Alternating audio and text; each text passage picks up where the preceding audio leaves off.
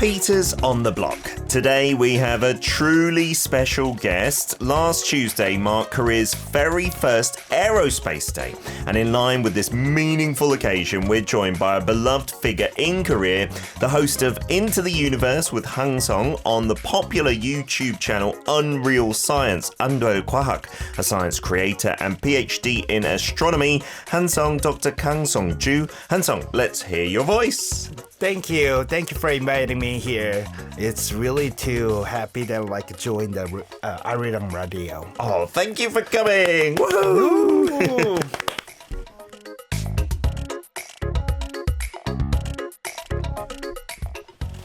So this is the first time for Peter's on the block that I think we've had a scientist in the studio. So I feel today is going to be the highest IQ show we've ever had before. And Hansung, your English is pretty much perfect. We'll find out later about your background and everything, but it's okay to do the interview in English. Yeah, I think so. It's been a lot that I used that I speak the English for a while. Okay. But yeah, I think I can speak it. Fantastic. That will be really helpful for our listeners as well. And if I have to translate, it means my brain explodes sometimes. So I can address you by your name on YouTube, 항성? Yeah. What does that name mean, by the way? Oh, the 항성 is actually that means the 별, which is in Korean 별, which means the star in Korea, but in the more academical terminology, which is called 항성. I see. Okay, so 별 is a word that many of our listeners will be familiar with. When you study Korean, you learn 별 and it's in many songs. Mm-hmm. But the academic word is 항성. That was my major because I studied about how the star is formed, what kind of the environment affect what type of the stars are formed. That's what I study or research it before. Okay, that was your specialty. So obviously you would have used this terminology. 항성. I've never heard that before. I've heard 행성 for the planets and I guess then song along those lines to do with stars and things like that and masses. So that's really interesting. We often contact guests for Peter's on the Block. We've had so many people on comedians and singers and YouTubers, and we usually do it by email. But our writer, Kim Jong-hee, who you've met outside, was so praising of you and your response and said the profile that was sent back was unbelievably thorough and thoughtful and detailed. So I'm assuming you work with a professional team as well. Yes. And you do the YouTube work on Unreal Science. Unreal Science. 안될과학. That's not just you, that's many scientists together. Right. We have crew members and... right now, there is a very famous person, a science communicator, which is 궤도. 궤도. Yeah. That's trajectory. Right. The orbit. The orbit. So we have a crew members, they have a active name like me as a 항성. Everyone has their name as a specialty. For me, my major is astrophysics and studied about how the stars are formed. And 궤도 studied about calculating the orbits of the satellites and everything. Wow. So he named his name as a 궤도 that's orbit. Fun. Yeah, and we have a yak. Yak? Yak means medicine. His major is PhD in medicine. I see. That's so cool. I love it that you can understand what their specialty is through the names as well. Mm-hmm. So my writer was saying he's the kindest person she's ever spoken to as a guest on Peter's on the Block. So you win the award for kindness as well. Thank you. Thank you. For accepting our invitation to be on here. But let me, if you don't mind, just briefly introduce your background. It is so impressive. No. Really. We usually don't do this. So our writer wants to highlight just how intelligent you are. We say brain in Korea. Looking at this is unbelievable. So undergraduate degree in astronomy and physics in the US. Right. From the early 2000s to the late 2000s. Then a PhD in astrophysics, again in America, senior researcher at Career Astronomy and Space Science Institute from 2015 to 2020. Right. And then researcher at the Astronomy and Space Science team at Kwachon National Science Museum 2021 to 2023. Right. I just mentioned that because it's so close. I've been so many times there. It's amazing. Really? It's so good. That my kids are now a little bit old and they're like, I don't want to go to museums. But when they were young, they loved it. The parents in Korea, is, especially like they live in nearby Seoul or Gyeonggi province and everything, they really like it because it's cheap. Yes. And like kids are really enjoying. Yeah. So it's really cheap, like a kids cafe or something like that. But it's educational at the same time. Right. And it's got an outdoor space. It used to have, I don't know if they still have it, like the insect museum there as well was really fun. After that, you are currently a director at More Science. Right. And you're the main cast member and content creator of Unreal Science. And you've appeared on many TV shows like EBS Science as a Hobby, TVN's Problematic Men, SBS While You Were Tempted, and KBS With the Teacher. Have I missed out anything, Hangsong? Anything else that you want to add to that? That's so much. And somebody asked that, like, the orbit from Devil's Plan. Yeah. That orbit is our crew member. Oh, wow. He was a cast member of Devil's Plan. Yeah, and he was at the final with Ha Seok-jin. Okay. And then... He was knocked out at the final stage? Yeah, he was at the final stage, and then Seok-jin wins. Wow. You've got to be super clever to get to the final on Devil's Plan. Are you thinking of going on? No. You don't not want to? Me. I know. I'm not that very good at solving that kind of the puzzle where... There are a lot of politics in there. Right, well, a lot of backstabbing and things like this, I heard. Yeah, it does look pretty competitive. So, in your major of astronomy and then astrophysics, what are the fields exactly that you studied? So, with star formation, does that mean like stars in general, or did you focus on one type? Right. Actually, in detail, like my major was astrophysics, not astronomy. So basically, people are asking what's the difference between the astronomy and astrophysics. But astronomy is basically like observing all the universes, what's happening, or what kind of the phenomena is like going on in the universe. And then astrophysics is try to figure it out what's going on, that phenomena. So they're trying to figure it out. They use the physics, math, and everything. Wow. For sure, like astronomers, they use the physics and math and everything. But people are observing and try to find out the new phenomena or the background and everything, but physics is trying to figure it out. Astrophysics, that's what. Go even deeper with all the formulas and things like that. So the UK system of education is a bit different from Korea and America, I think. Like, before you go to university, you specialize in like 3 subjects called A-levels. And so I chose chemistry, biology, and maths. I know that like you were majoring in biology, right? Yes, because physics I didn't choose because it got so hard so quickly. Like when I was 12, 13, it was really fun and straightforward. But then the maths just goes up a level. And it's so hard for me to comprehend. I listen to like a lot of intelligent podcasts and guests from all backgrounds. When they talk about astrophysics and space, I get lost so easily. And I'm assuming your YouTube channel is targeting like the general public. Kind of like explaining in easy ways. Right. Is that possible? Because it gets so difficult, I feel, at a certain level. Yeah, it's kind of difficult, but the problem one good thing is like the viewers that try to watch our channel is they're interested in at the science at least. That's why they've come to your channel. Right. So they know a little bit of the science background and they agree, and people like the science is not the very like difficult or it is very essential for everyday life. Like this mic and every single one has in the science in there. Yeah, that's so the we background. try to figure out the new technology or new science is coming out every day, every week, and try to figure it out. Try to explain in easier way that people can understand. It's hard, but now I got used to it. Fantastic. And I mean, you are a scientist completely, and I guess becoming almost a celebrity through the YouTube channel and other appearances. Did you ever expect that to happen? No, honestly speaking, not at all. Not at all. Like, I really joined this team because this team was formed before I joined this team. Ah, okay. Yeah. So back then, they have 200,000 viewers, subscribers back there, and I joined. Right now, we have 1.3 million subscribers right now.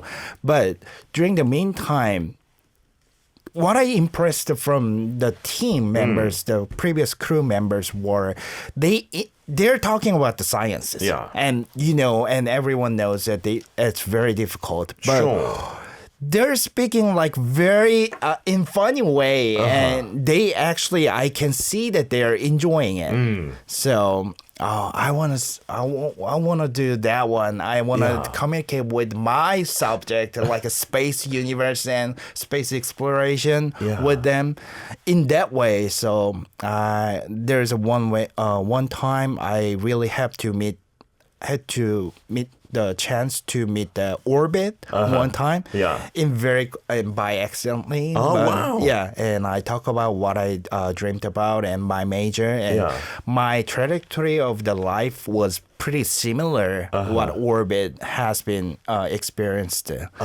So orbit invited me to the show on Real Science one time, and then back then they like it, and I joined it. And the rest is history. Right. Fantastic. But there must be difficulties like relaying high concept like science, because you don't want to make it too dumbed down, right? Because then you're missing the points and stuff. A lot of things. Yeah. Right. So how do you overcome that? Or do you just avoid the really difficult science? Right. I try to avoid really difficult sciences, but the problem is people are the aspect of the researchers and the public viewers are different. Yeah. They don't want to what's going on back inside of the phones. Sure. Smartphones or whatever you're using. Yeah. They're interested in what we can do or how this technology will change the future or something like this. So I focused on what the public are interested in, and sometimes I have to explain what's going on in the big science part. But, I try to tone down and not to miss everything. And I used a lot of metaphor for explaining and to understand the people. Yeah. So that's how I make the content and everything. That's a good tip, using a lot of metaphors, right? That regular people. But even that is a skill, to find the right metaphor I to learned explain a lot. some things. Yeah, I'm sure. But I'm sure your knowledge and your background has helped you no end. So the reason we got you on at this time, Hansung, is because May 27th last week was the first ever Aerospace Day in Korea. Right. I'm quite surprised because Korea has a day for everything, right? We have Samgyeopsal Day and White Day, Black Day. We didn't have Aerospace Day. So what does that mean? Does that mean that now, we can celebrate Korea's aerospace industry? It seems that it's in the news more, like rocket launches and stuff. Right. Is it okay to say that Korea is maybe the future of aerospace?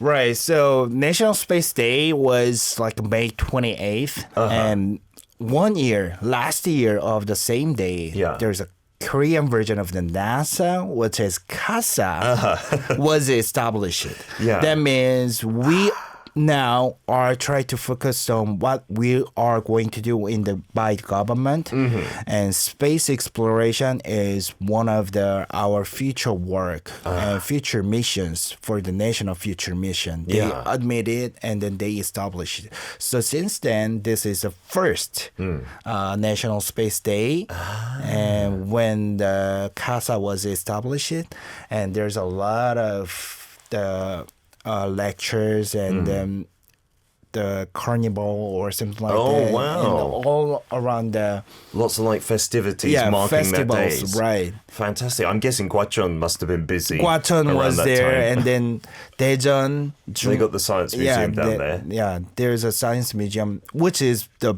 first one and bigger one. Oh, wow. And then the... Gohung, which is Naro Launch Space Center, was there, and Sacheon, where the CASA is located in. You must have been very busy then, right? Actually, I was in Daejeon. Ah, okay, celebrating and doing talks, I assume, right? Right. But this is something I think many people are interested. You know, we had the space race way back when, like maybe 50 years ago, and getting to the moon and blah, blah, blah. And that was really exciting. But now it seems a lot of countries, again, are investing heavily to like kickstart those programs, and maybe newer space powers like China or India. They're investing loads of money. Right. But it doesn't seem like, you know, immediately we are going to make money from that. So why are countries so interested in going into space? Oh, you don't actually. That's a very good question, and honestly, that's something that I have always wonder about myself as well.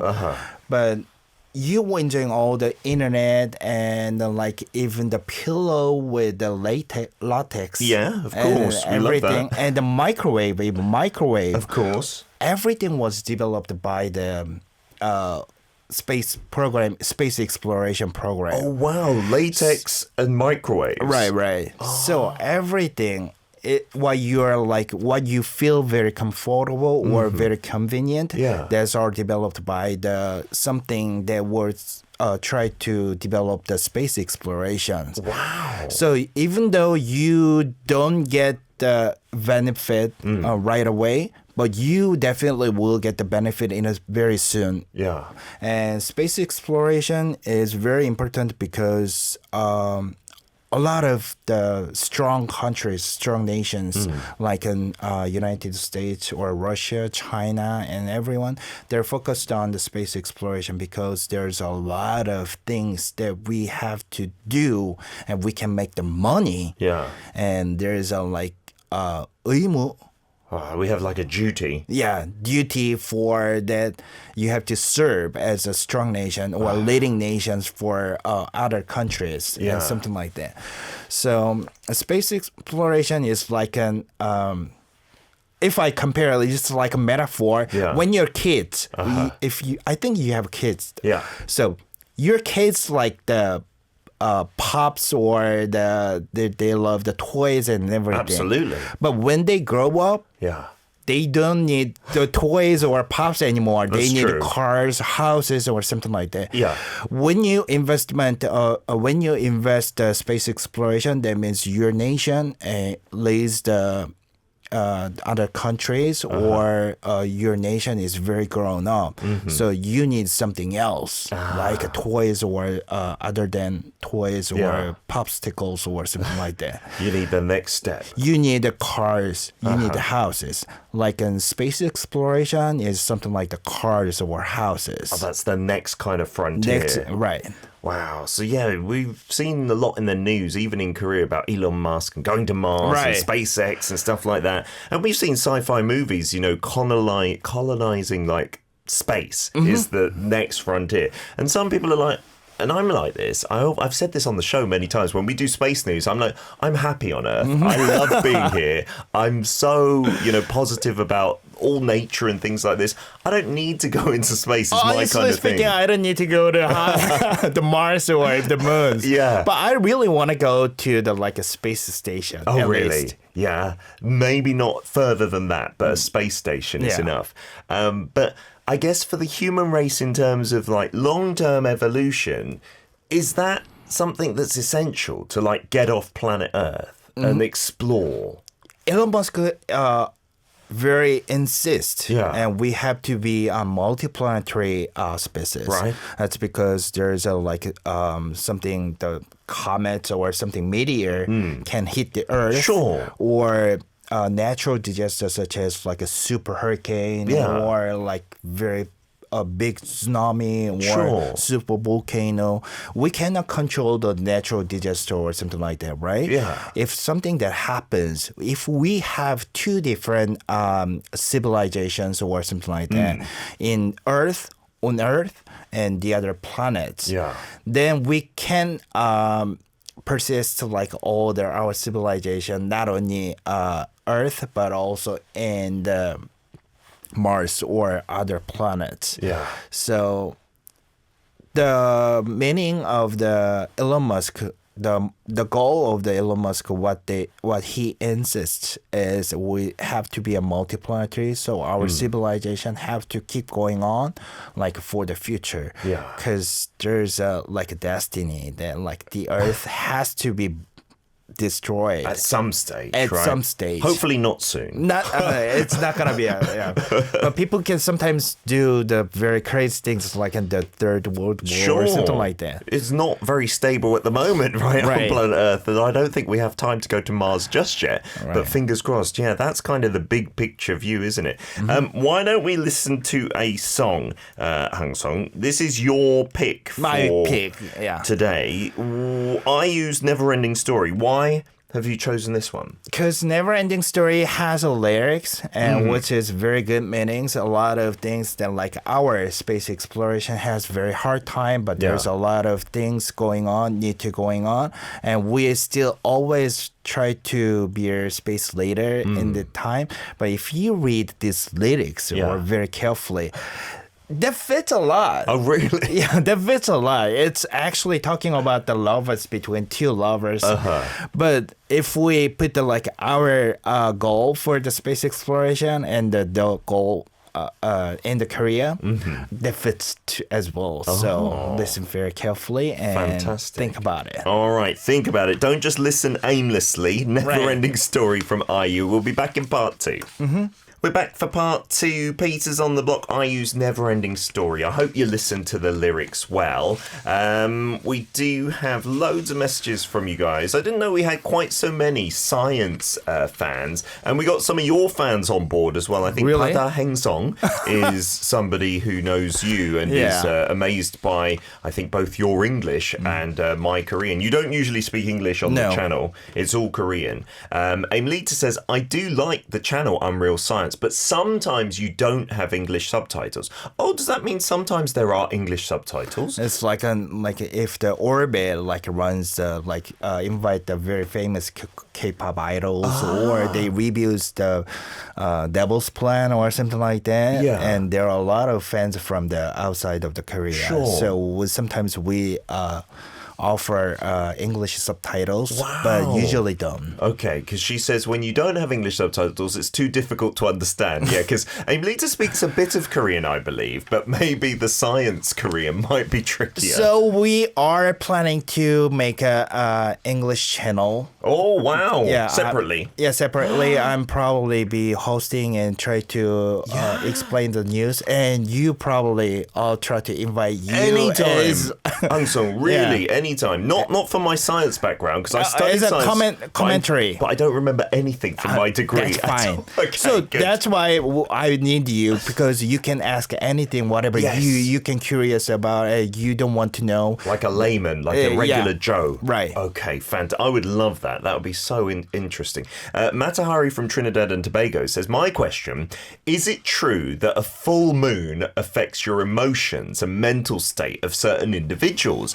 At least my mum says that when a person is acting out of character. And I think in the past, lots of people, lots of cultures believed, in the cycles of the moon and it affecting people. And I heard something that I'm very scientific and usually I don't believe in like superstition and things. But the moon affects the tides, So we're like 70% water. It must affect us somehow. Somehow. Right? Is that your answer then? Somehow. Yeah. There's... we need a lot of research or inspection, but actually there are people or scientists are studying about this effect as well, and that's true. And there's sometimes actually people are related to the moon phases, like in women's menstruation. Does it sometimes synchronize? Synchronize sometimes the moon phases or something like that. So not everything, but some part are definitely related to the moon phases. Wow. But I don't know about the emotions or something like that. Yeah, I think that would take a lot of study and it would be very case by case, maybe. It's like an Wolfman or something. Yeah, it could be. Kaifa, our British listener who has a Korean girlfriend, says, I remember getting my girlfriend to watch Kari's Nuri rocket back in 2022. Right. We cheered so much. I know the first launch was a failure, but as is the case with most rockets, and I'm so happy for Korea, and my girlfriend enjoyed it as well. And I wonder if there are any future launches of Nuri. And that was in the script, right? There is another launch scheduled for this autumn, is it? Yeah. For November. There will be a fourth launch. We'll be planning to the November right now. Wow. And by 2027, there are 2 more launches are planning to. And then we are going to move to the next step. So before the Nuri, there was a Naro.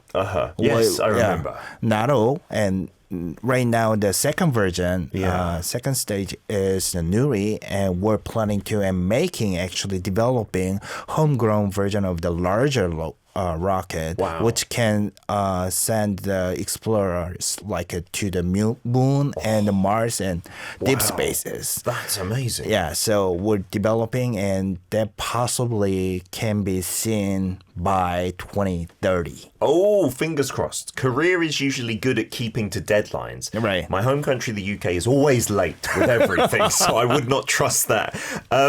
You've given so many interesting lectures, and one that caught our eye was the one with the title, When We Encounter Alien Life in the Future, How Prepared Are We? So, first of all, do you personally believe in alien life out there? What do you think?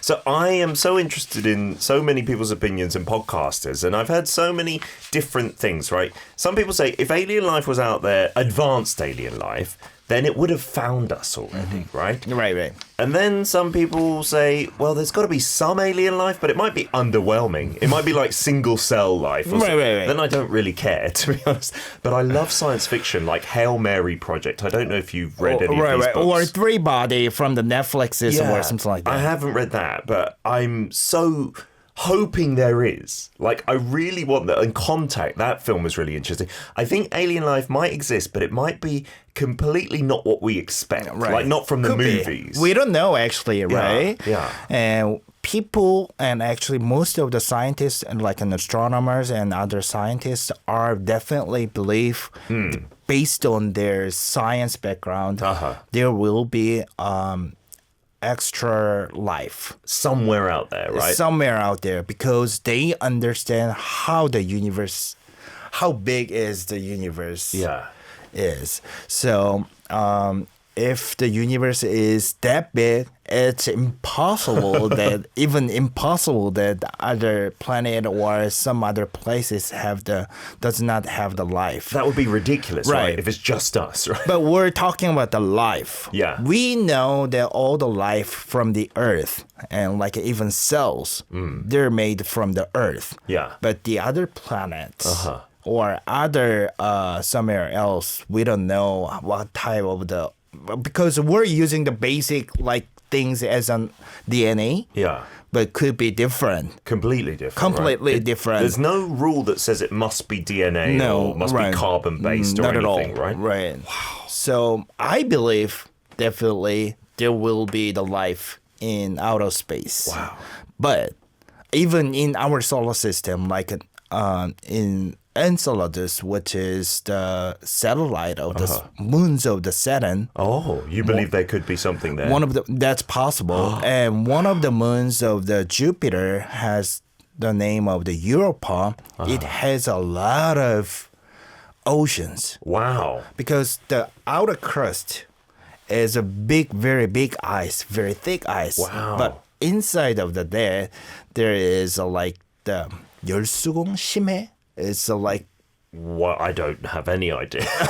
It's the heat and a lot of minerals and heat and at the bottom of the ocean is coming out. So it thermal currents and stuff. Thermal we currents found life in planet Earth at the thermal currents, which doesn't rely on sunlight and stuff. And it will hit all the oceans below the ice crust. Yeah. So we possibly in that ocean, we might be able to find out the life. That would be unbelievable. And people are actually making, and there is a project in world try to landing on the Europa and try to drill down. Wow. And try to catch the scoop the water or some samples and test it. Right.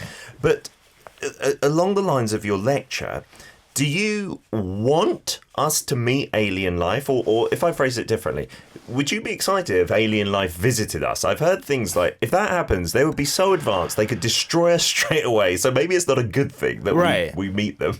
What I always have a question is, why? Yeah. If they have a lot of developed technology or that high technology, why they do have so much energies and so much advanced techniques?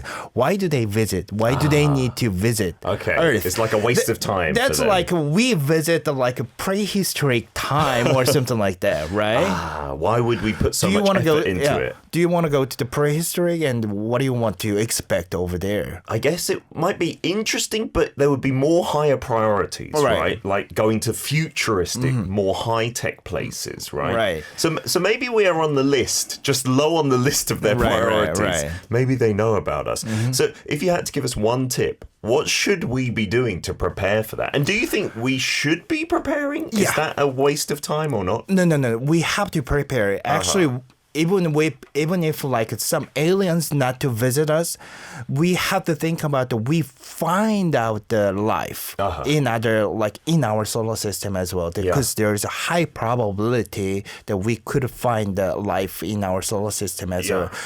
In that case, a lot of things will change. Really? So we're not alone in the universe, and we prove that there is a life, not only on the Earth, but other planets or something like this. So we have to be prepared. Otherwise, all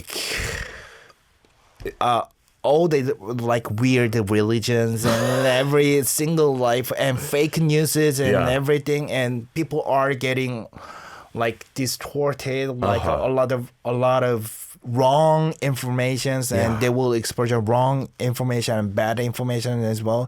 So we have to prepare for that.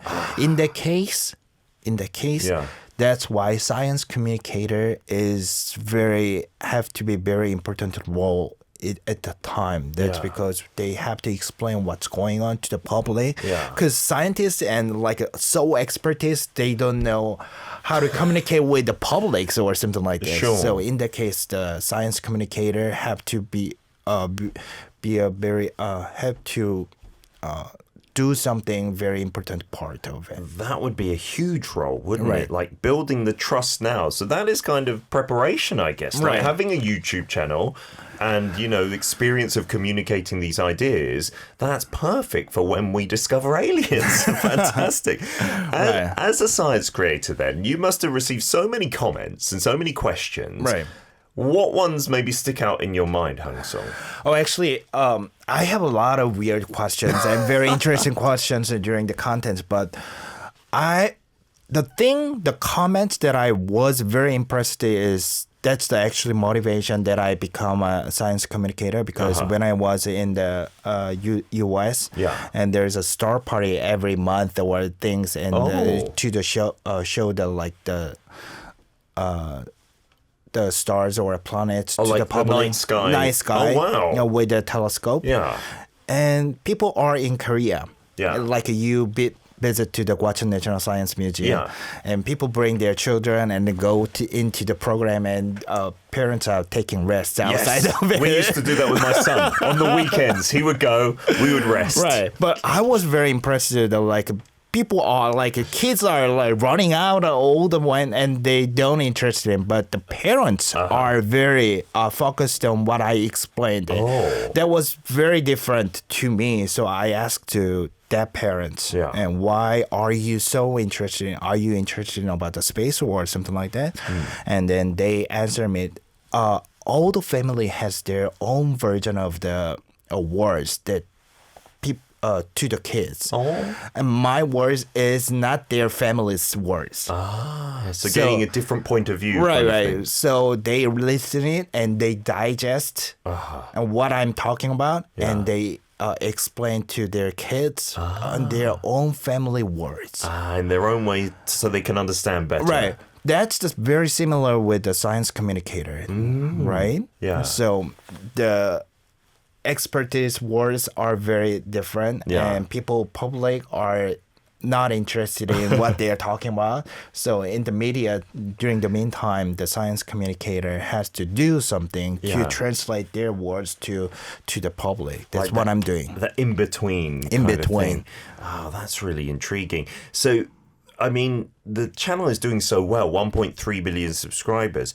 What are some of the most successful videos on there, Hang, that stand out in your mind? Lately, there are some videos that we explain about the quantum mechanics. That is a really hot topic. Physics, right. I was listening to a podcast with, I think it was Lex Friedman, with a quantum mechanics expert. And that gets you so lost because it's so tiny and things are like in two states, but one state at the same time. Right. And then the phenomenon in the quantum stage, it never happens in our daily life. Yeah. So it's hard to get by instinct. Yeah, what does that mean to us, right? Right. But we explained it very easy and very in the fun way, so you can enjoy it and come visit and find out the 양자역학.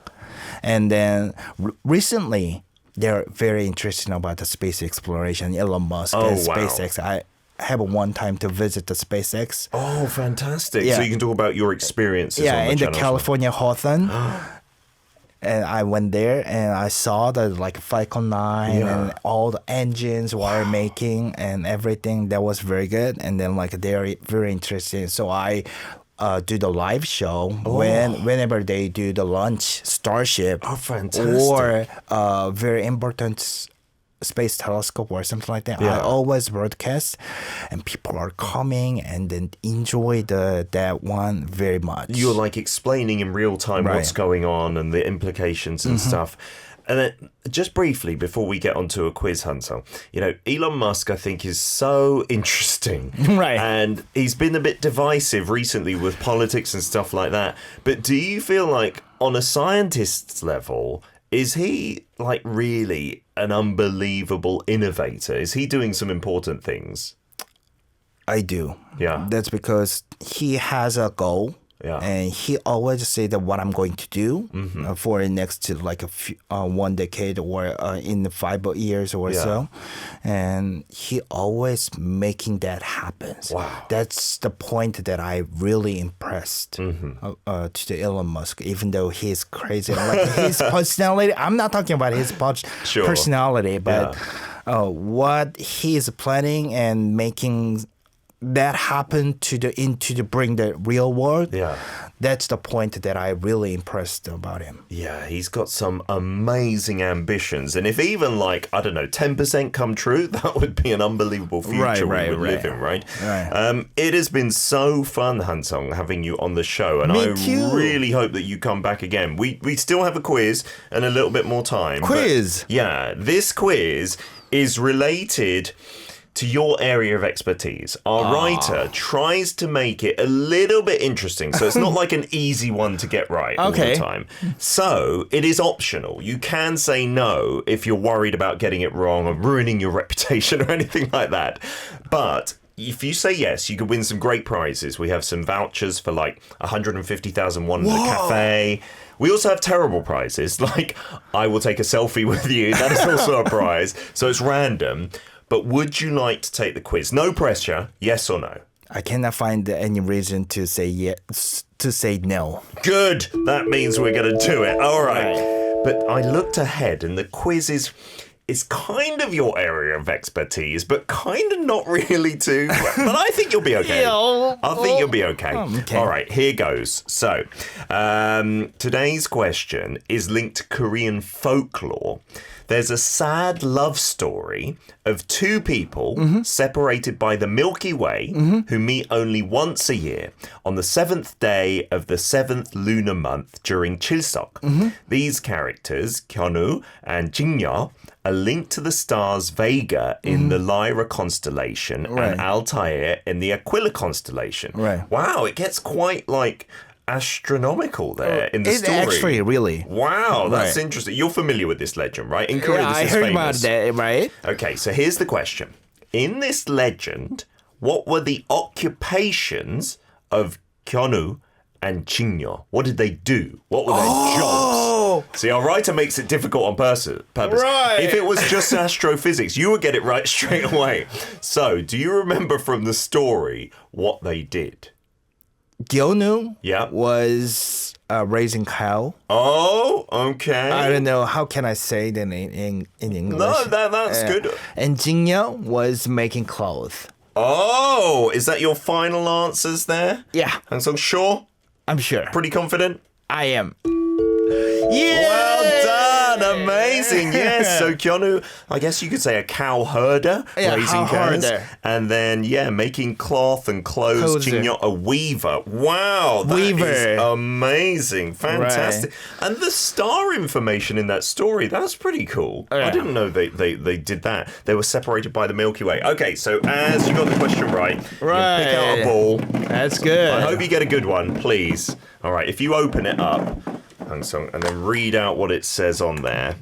And we deliver your prize, actually, straight away. What is it? Please be good. Please be good. Whoa! What does it say? Dog mood. Oh, you got a duck mood light. Nice. Well, I guess light related to the stars and whatnot, and there you get it delivered straight away. Congratulations, Hanso. Isn't it cute? It is very cute. Actually, I really need this kind of the mood light. Oh, I'm so happy that you got what you needed. It's better than some of the other prizes, I promise you. Some of it is like a face mask and things like this that would be useless. Before you go then, Hanso, a final message to like our global listeners.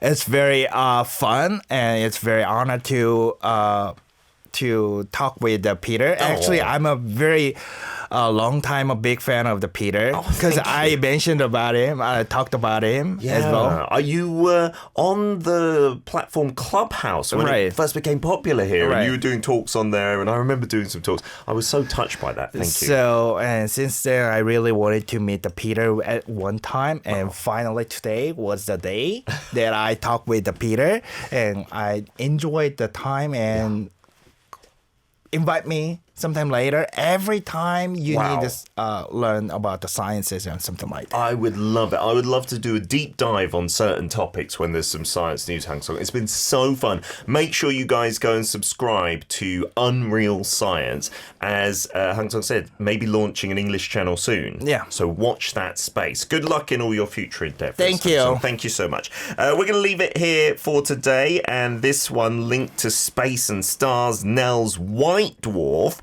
Peksek Wesong. Is that a star type as well? A white dwarf? Right. It's like a death of the star. Oh, wow. Like our sun. Okay, so, well, I don't look forward to that day, but think about the meaning behind it as we're listening. And we'll be back at 9 a.m. tomorrow. It's been your daily dose of Korea. #DailyK out. Bye-bye.